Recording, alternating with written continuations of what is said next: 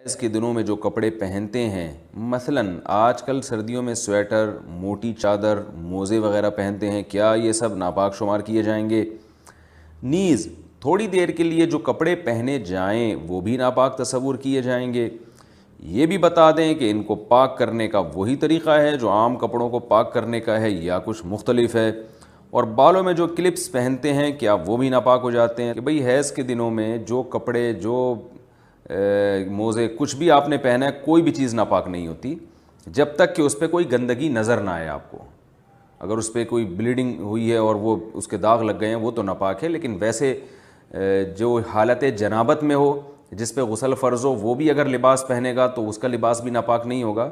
और कोई ख़ातून अगर मेंसेस की हालत में हो, वो भी उस वक्त जो लिबास पहनेगी, चाहे 1 मिनट के लिए हो चाहे पूरे हफ्ते के लिए हो, लिबास नापाक नहीं होता। जब वो नापाक नहीं होता तो फिर उसको धोने की ज़रूरत भी नहीं है।